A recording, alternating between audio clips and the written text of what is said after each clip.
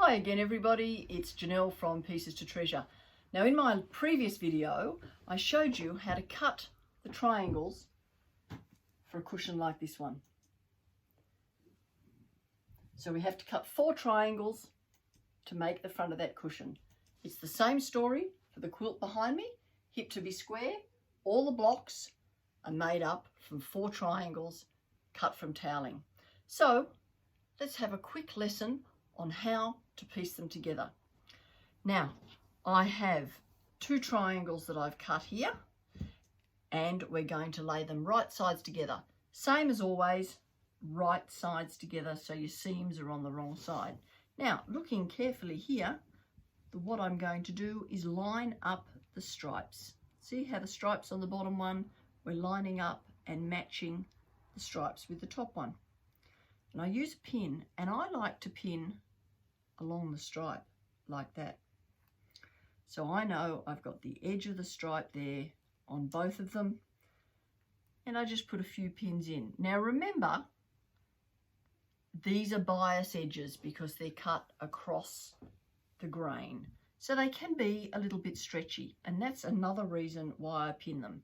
So if I pin them carefully, I keep my stripes matched, and it also helps to stop them stretching.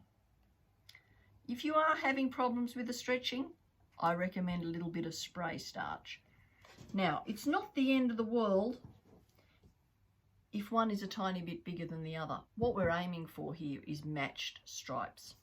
Now, when you sew this on the sewing machine, you can use a 1/4 inch seam, you can use a 1/2 inch seam, whichever is easier for you, but the most important thing is to use your walking foot.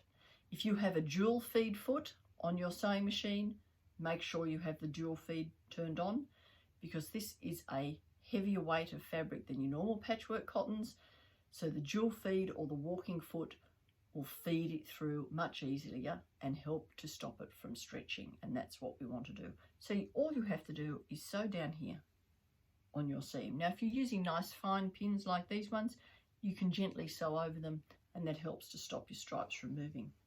So you would do 2 pairs of triangles like that, and then repeat the process by putting them all together. And the trick is to iron your seam open. Here's one that I've prepared earlier.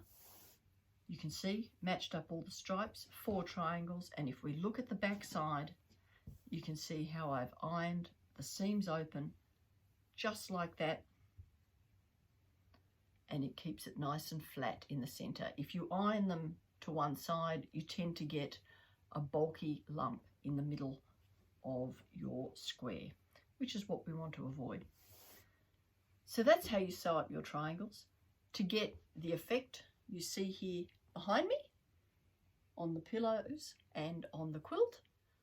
And you can have all sorts of fun incorporating that into your quilts and your other projects.